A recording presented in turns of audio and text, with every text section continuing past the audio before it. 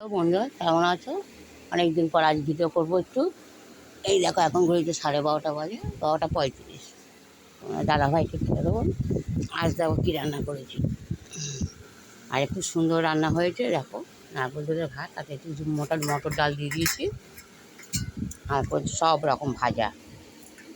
এই দেখো বেগুন ভাজা, দাদাভাইকে একটা ভালো দেখে দিই। এই যে বেগুন ভাজা, তুমি খাও। এই পটল ভাজা, এই দেখো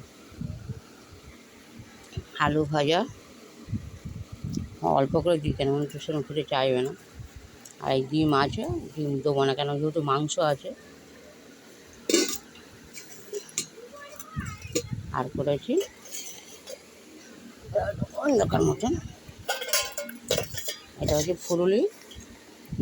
কালকে ফুলুরি নিয়ে এসেছিলাম, আজকে গরম করেছি। সেটা পেঁয়াজ ভেজে, শুকনো লঙ্কা ভেজে মাখা হয়েছে। খুব ভালো লাগে যদি এটা খেতে, শুকনো যেহেতু ভাত, তার সাথে এটা ভালো লাগে। মেখে নাও ভাতের সাথে মাখো, ভাতের সাথে মাখবে তো, তবে তো ভালো লাগবে। মাখতেও তো জানবে না, কাকে মাখতে বলেছে। ভাতের সাথে মেখে দিই একটুখানি।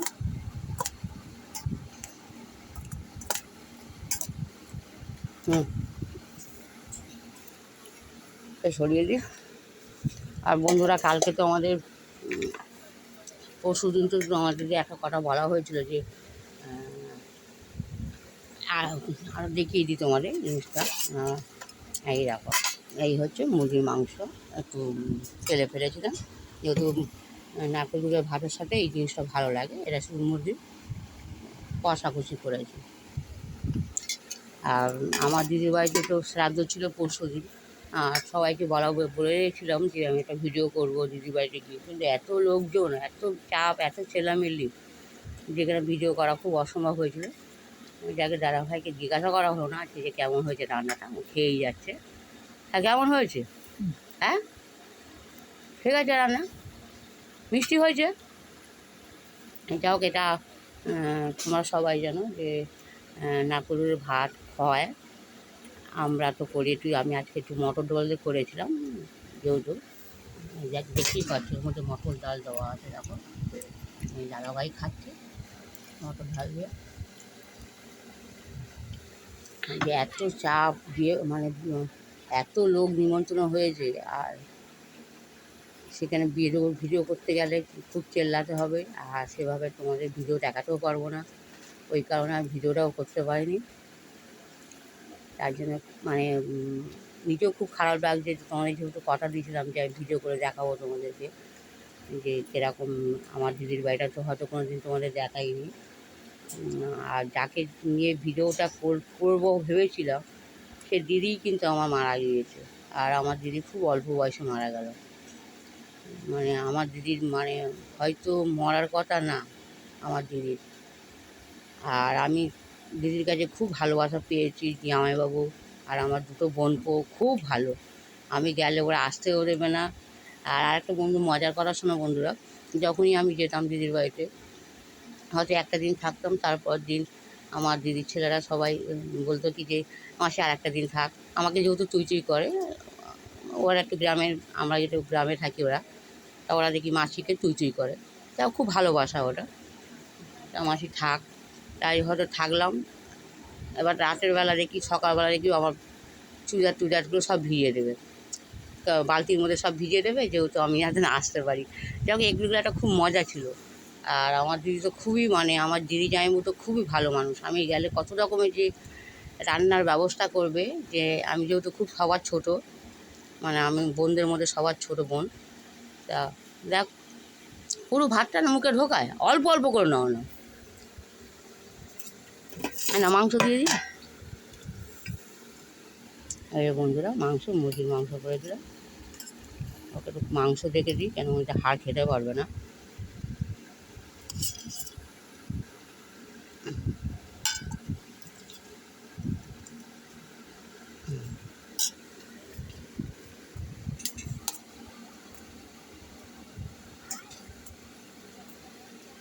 সব খেয়ে নেবে কিন্তু, বলছি কিন্তু, রাখলে কিন্তু আমি মাথা খারাপ হয়ে যাবে আমার। সব খেয়ে নেবে, পরিষ্কার করে খেয়ে নাও। হ্যাঁ, যাই হোক, সে সময় দিদি যখন ছিল খুব মজা ছিল আমার। আর আমার দিদিদের আর একটা কথা, তো সেটা আগে মাংসটা খাবে, আগে মাংসটা খাবে, ভাতগুলোর বেলা তখন চুপ মুখ। আমি যে কেন কানে ঢোকে না কথাটা, হ্যাঁ ওই ভাত খাবে, তোমার প্রতিদিন দেখো যে ভাতটা পুরো নষ্ট করে উনি। হ্যাঁ, ওই জন্য চাইছি যে উনি ভাতটা খাক, আসলে মাংসটা খাবে কোন। হ্যাঁ, ওরা যেটা খাওয়ার কথা সেটা খাবে না, ওই একটু দেখো তোমরা সামনেই দেখো ভাতটা পুরো নষ্ট করবে।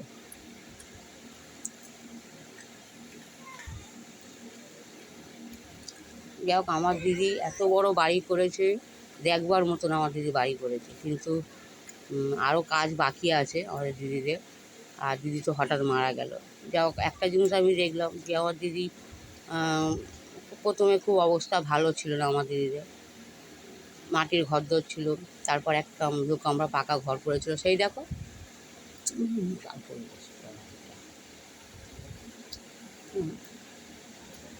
ভাত যদি না খেয়ে উঠেছো।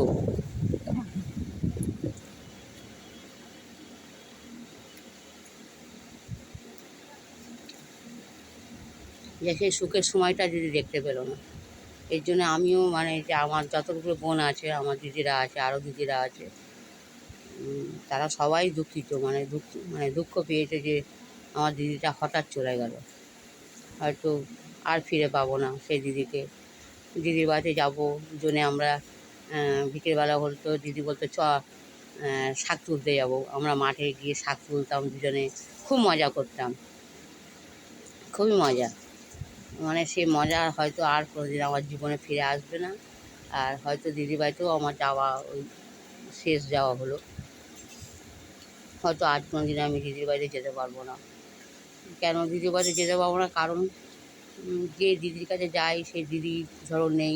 এবার ছেলেরা বিয়ে করেছে, বউরা হয়ে গেছে, তাদের সংসার ধর্ম, এবার জানি না তারা কতটা আমাকে যত্ন করবে বা আমাকে ভালোবাসা দেবে, সেই কারণে আমার হয়তো আর যাওয়া হবে না। তবে আমার বড়, আমাদের দিদির বড় ছেলেটা আছে, সে আবার খুব আমাকে ভালোবাসে, শ্রদ্ধা করে। সেও কাঁদতে কাঁদতে বললো যে মাসি তুই আমার কাছে আসবি, তুই তো আমার মা। যাও, ভালো লাগলো। দেখো তোমার দাদাভাই কিরম কতটা খেতে পারে, দেখো তোমরা সবাই। এখন ভাত আছে, দেখা যাক মাংস তরকারি কেমন হয়েছে। আগে খেয়ে নিচ্ছে, খাচ্ছে, থাক।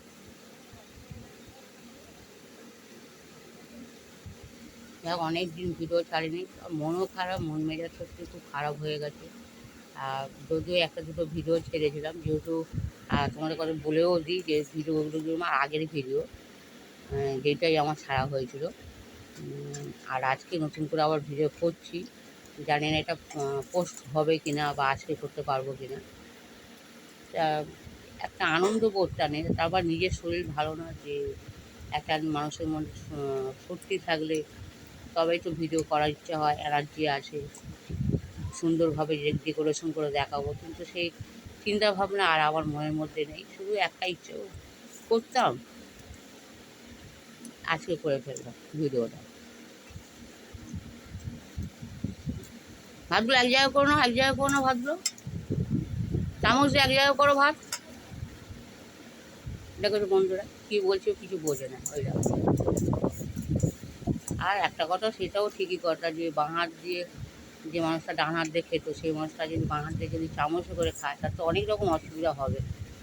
আর যেহেতু ওর মাথার, সবাই জানো বা নতুন যারা দেখছো তারা সবাই দেখো, ওর মাথার একটা সাইড অপারেশন করা আছে, যেহেতু ওরা সেন্স একদমই নেই, মানে খুবই কম সেন্স, তার জন্য হয়তো অনেক কিছু। এগারো খেনো, এগারো খেনো, এগারো খেনো,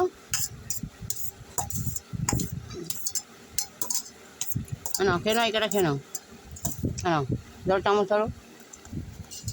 যাকে খাচ্ছি ভালো লাগলো, যে অনেক দুপুরবেলাটা অন্তত পেট ভরে খেলে সবাই শান্তি, যে উনি পেট ভরে খাচ্ছে, ভালো লাগে। আর সবাই ভালো থেকো। দাদাভাইকে জলটা দিই। সবাই ভালো থেকো, আর প্লিজ দাদাভাইয়ের ভিডিওটা যদি ভালো লেগে থাকে এটা লাইক, কমেন্ট আর শেয়ার করে দিও, সবার কাছে অনুরোধ রইল। সবাই ভালো থেকো।